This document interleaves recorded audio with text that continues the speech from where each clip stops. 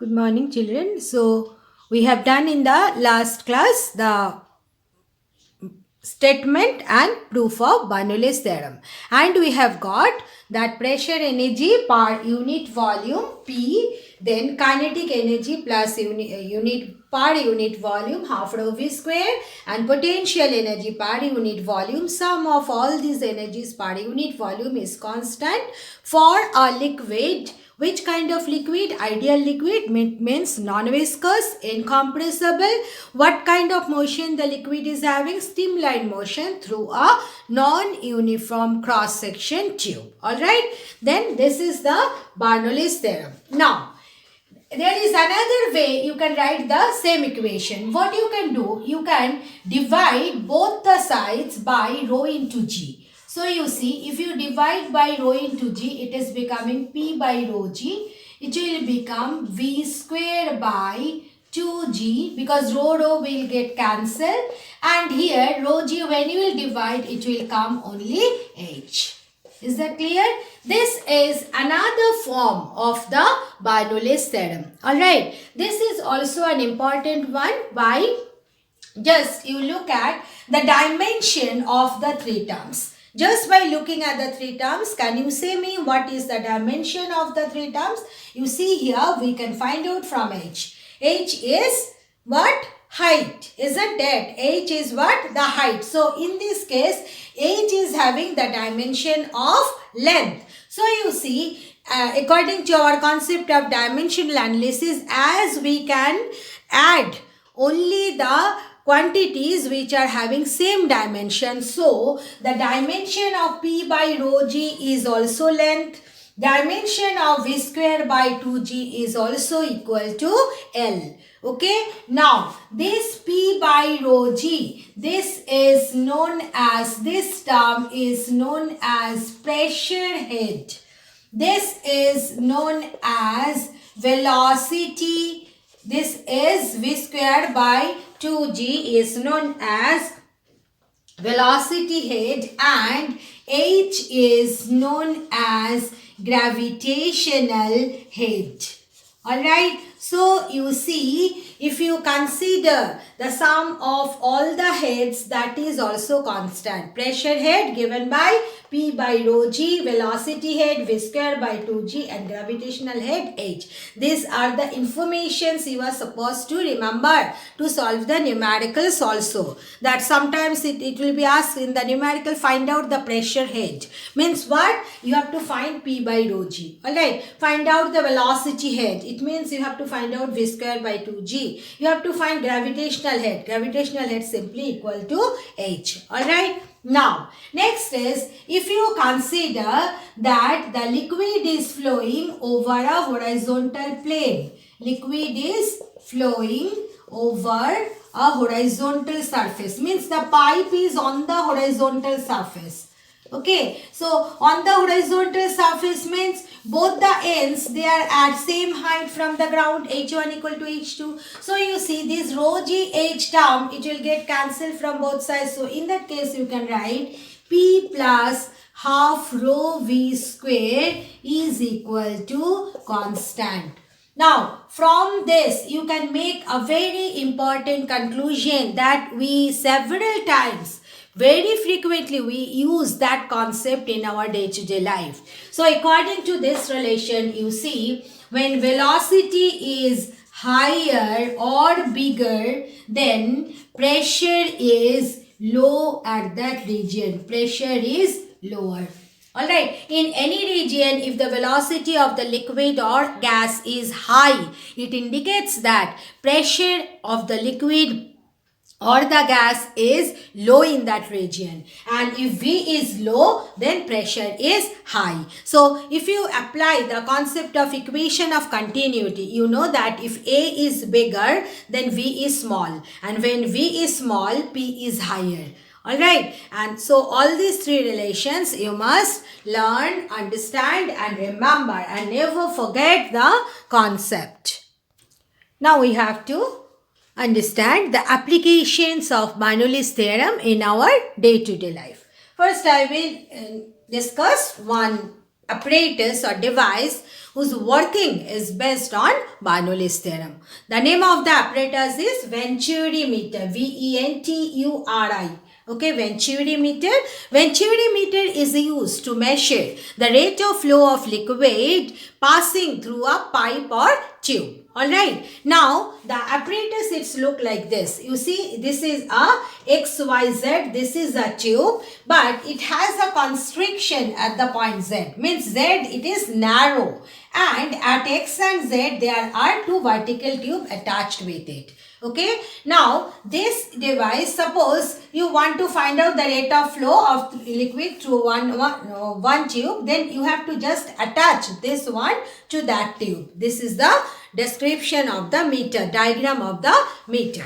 Now, what is the physics behind it? If you consider the point X, below X, you see the area is larger, cross-sectional area is bigger. So, if you consider velocity be V1 at the point X, then A1 is bigger, so V1 will be smaller. And in this case, you see A2 is smaller. A2 is smaller means V2 will be bigger. So V2 bigger means here pressure will be less. If you consider P2 is the pressure here, P2 will be less, and here P1 will be more. So that's why you see in the vertical tube X, the height of the water level is more, whereas Z, height of the water level is less. So these are the first 3 points you can write. A1 bigger than A2. So V1 less than V2 according to equation of continuity, and then according to the concept of the Bernoulli's theorem, just the last topic I discussed, when V1 is less, P1 is more. So P1 is greater than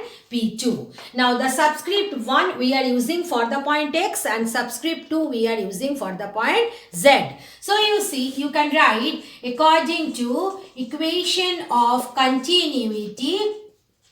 According to equation of continuity, you can write A1 V1 equal to A2 V2. So you can write A1 by A2 is equal to V2 by V1. This is the first equation we have got. Now, according to Bernoulli's theorem, if you consider the Bernoulli's theorem here, then what you can write? You can write here P1 plus half rho V1 square is equal to P2 plus half rho V2 square. Why you can write like this? Because in this case, the tube is horizontal. So H1 equal to H2. So rho GH part getting cancelled from both sides. So you can write like this. So you see, you can write P1 minus P2 is equal to half rho. If you take common, you can write it as V2 square minus V1 square. Alright. Now again, look at the diagram. P1 minus P2 is the pressure difference. So pressure difference, it should be equal to rho GH. Here remember, rho is the density of the liquid. Mostly it is water. Density of the liquid or density of water passing through the tube. So P1 minus P2 you can write rho GH, where H is the level difference between the liquid in X and Z vertical tube. So one can write it will be half rho V2 square minus V1 square. So rho you can cancel rho. So you can write it as GH is equal to V2 square minus V1 square. Now in this case, you see, one can write V2 is equal to A1 by A2 into V1. So you see, you can write here, you can write 2GH, 2 you take this side. Then in place of V2, what you can write from equation 1? A1 by A2 into V1 whole square. So you can write this.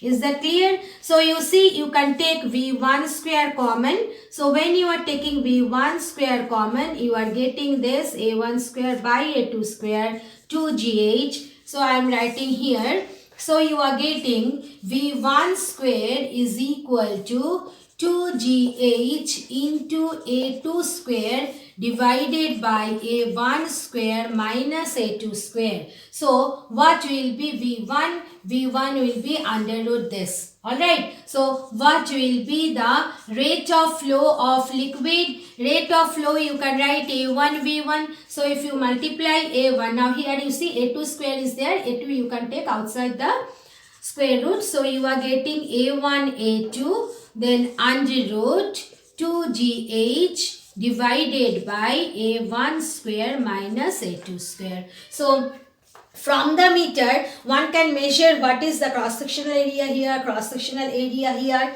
and you can measure the height. So you see, just substituting the values of A1, A2, G value everybody knows, and substituting the value of this H, which you can measure experimentally or while using the device, easily one can find out what is the rate of flow of a liquid passing through a tube. A beautiful application of Bernoulli's theorem you will get in shaping the wings of an aeroplane. Alright, actually wings of the aeroplane, it is shaped by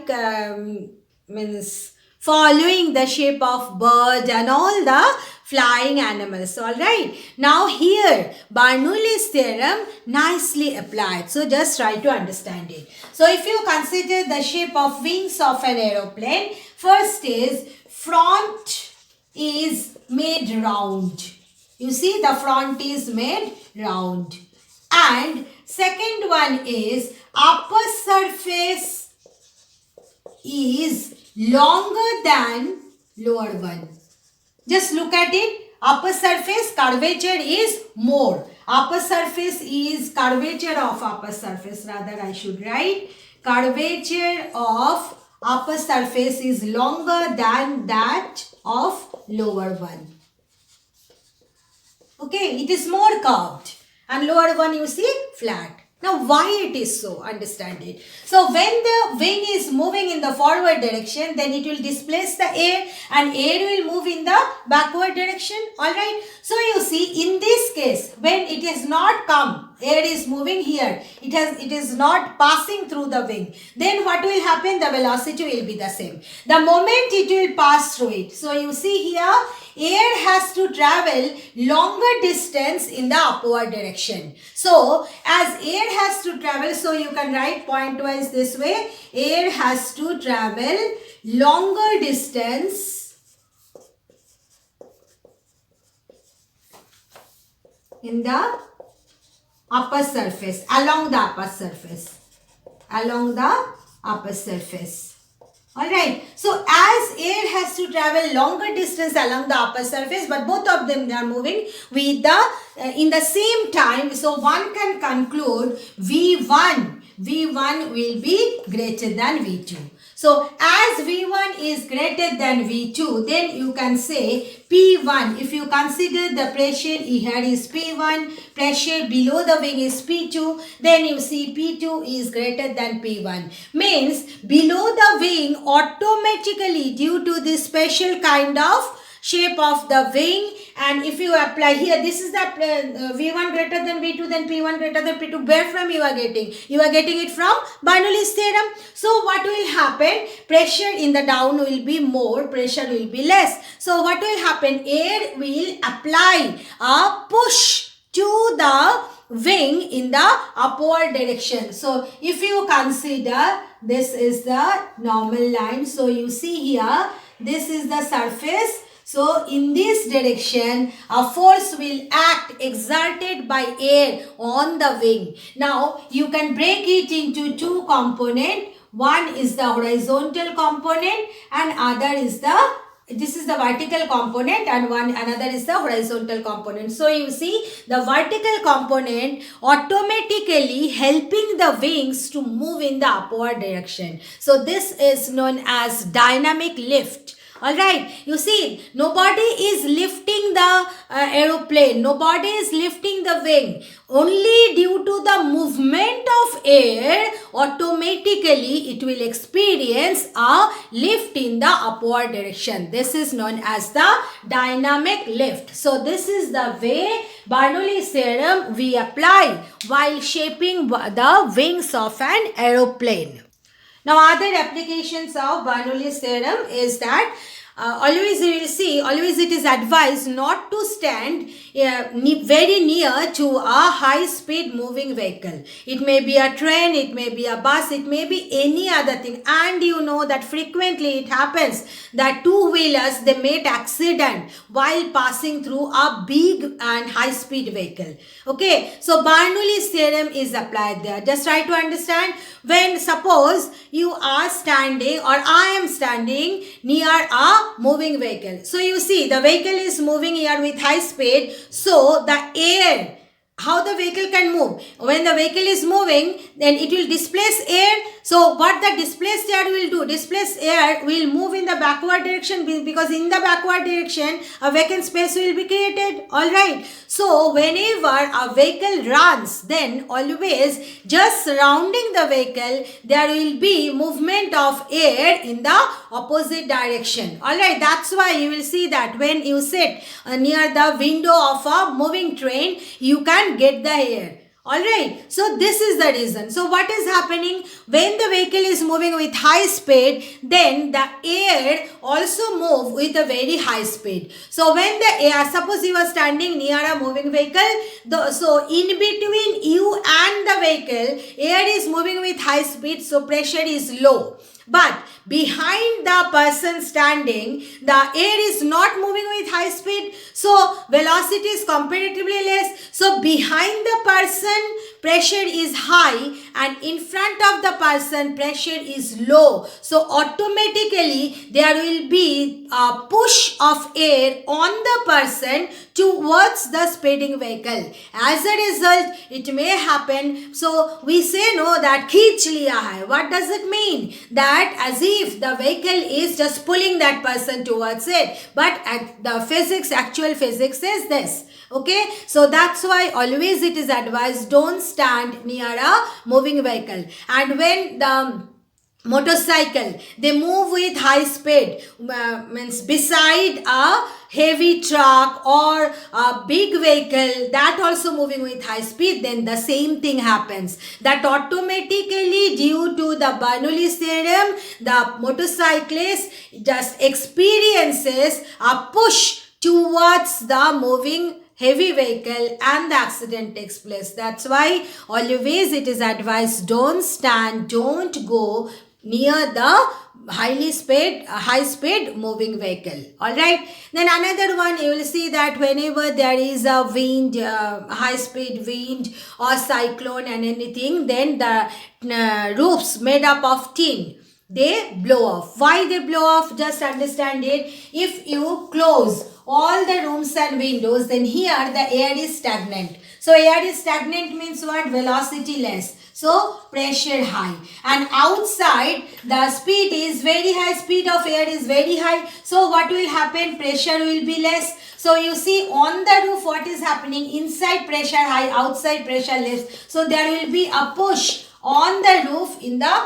outward direction, due to which the roof will blow off. Okay, so these are the practical application of Bernoulli's theorem in our day-to-day life. Another one, you will see that suppose there is a fountain of water, and you will see that one ping pong ball without any support gets stuck to the fountain water. Why it is happening? Just understand it. Here is the fountain water, means it is moving with high speed, so pressure is less here. Here V is high, pressure is less. But here V is less and pressure is high. So what will happen? Pressure high in this region, pressure less in this region. So automatically air will push the ball towards the fountain water. As a result, it gets stuck automatically due to that push of air to the flowing water. Alright. So these are the practical applications of Bernoulli's theorem in our day-to-day life. Next, very interesting application of Bernoulli's theorem is known as the Magnus effect. Alright, not only in our day-to-day life, in football, cricket, everywhere you will see the use of physics. Alright, so enjoy physics here. So if you consider as spinning ball means it is moving like this. So when the ball spins, then you see outside the ball, the air layer or the streamline you will get like this. You will get the streamline of air outside the ball due to spinning like this. Is that clear? Now, when you are throwing a ball, it is not spinning. Okay, you have thrown the ball in the forward direction, imparting some velocity. Then you see what will be the streamline of air. The streamline of air, it will be like this. Is that clear?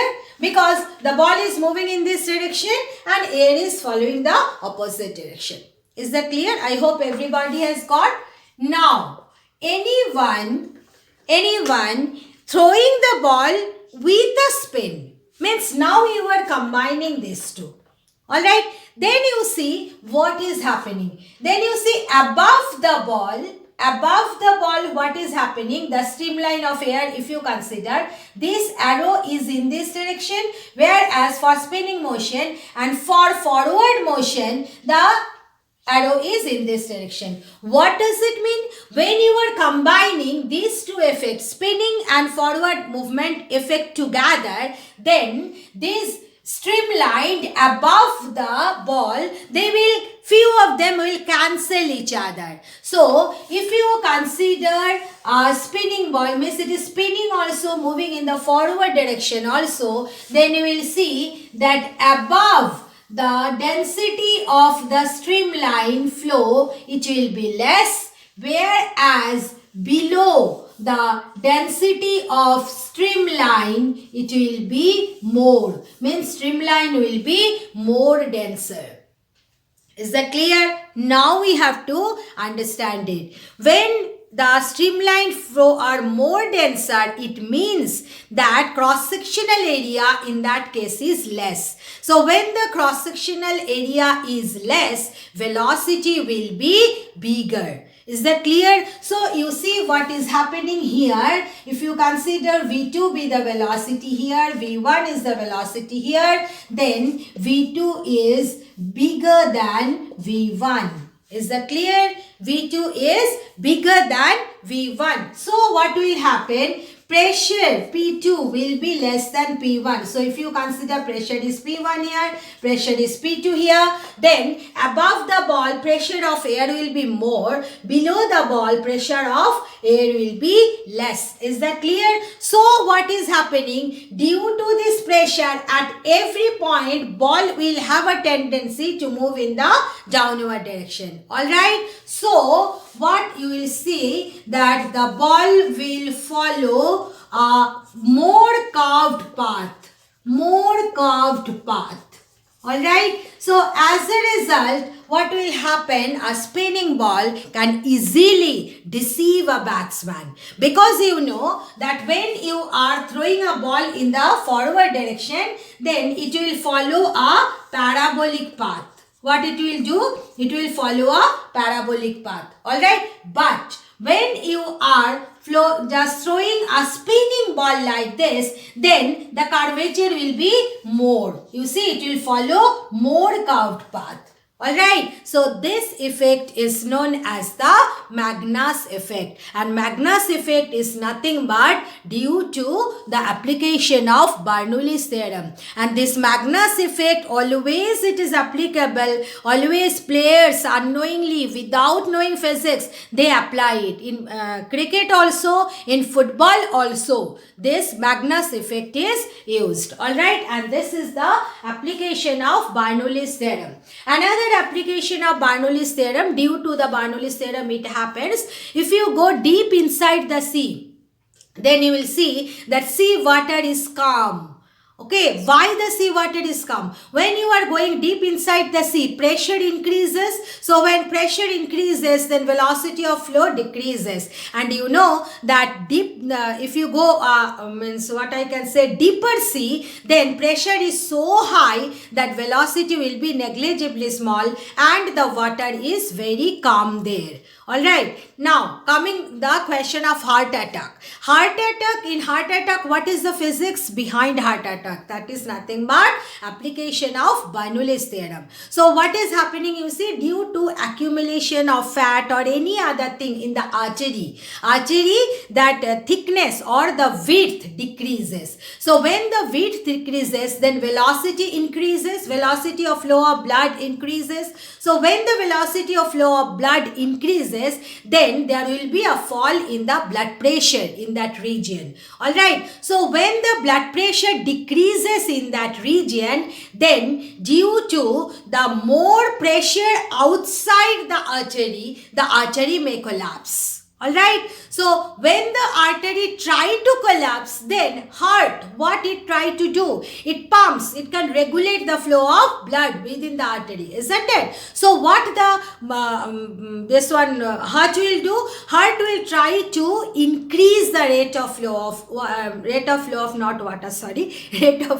blood. So what is happening? Again, the blood is trying to pass through that artery which is having blockage, which is having which has become narrow. So again the velocity of the blood will increase and the pressure will decrease and the artery will collapse. So due to this repeated collapse of artery, the attack may take place. Alright, so this is the physics, this is the application of Bernoulli's theorem in our day-to-day life. All the application I have discussed are important for your exam, so you must learn and practice it.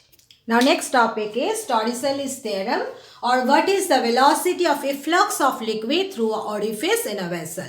So suppose you have taken water in a vessel which is having an orifice at a height small h from the free surface of the liquid, and the depth of the liquid within the bucket you have taken, that is given by capital H. So you see here, if you consider the orifice as it is open, atmospheric pressure P is acting, and on the upper surface of the liquid also atmospheric pressure P is acting. So here, as the pressure at this point and at the orifice, on the free surface and at the orifice, they are same. So pressure has no effect here. Alright. Now, if you consider the free surface, as the free surface of the liquid is at rest, so it is not having any kinetic energy, only it is possessing potential energy. But if you consider the liquid that coming out from the orifice, the liquid that is coming out from the orifice, that it will have potential energy as well as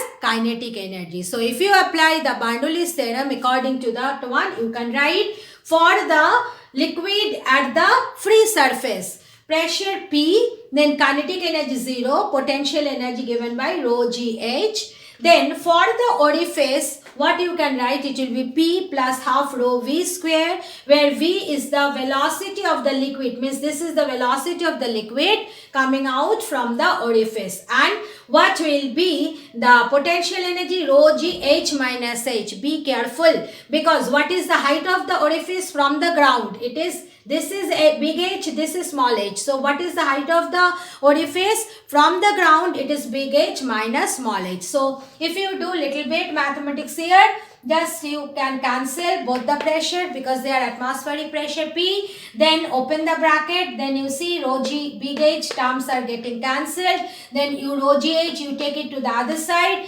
and then on simplification what you are getting, that velocity of the liquid coming out from the orifice, it is given by under root 2gh.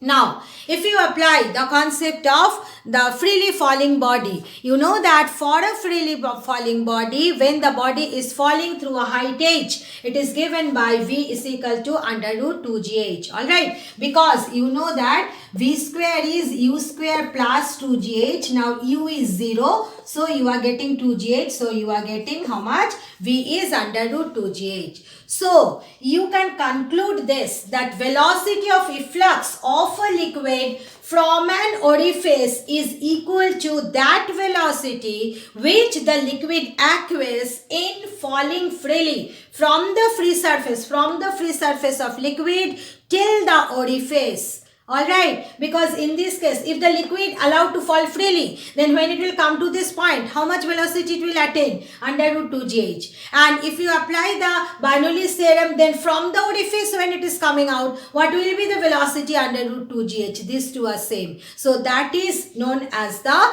Torricelli's theorem. Alright, now here another point here, the derivation I am not showing you because the differentiation part you have not done this here in details. That's why. So you see, we know that if you take the liquid in the orifice at the lower height, then what will happen? This h will increase, so velocity will increase and it will travel a longer distance, isn't it? Means if you consider here the point below, then it will travel a longer distance. But remember that when the orifice exactly in the middle of the bucket, then only the liquid coming out from that orifice will travel the maximum distance. Means if you consider that the orifice is exactly in the middle, then the liquid will travel this distance. This will be maximum. The liquid will travel maximum distance when the orifice is exactly in the middle of the bucket. Alright, so that's all about the flow of liquid chapter. Each and every topic I have discussed, very important, concept wise also, interesting also, because in our day-to-day life always we are using all this concept. So please girls, do learn and remember and prepare for your exam all the topic from this chapter. That's all for today. Thank you children.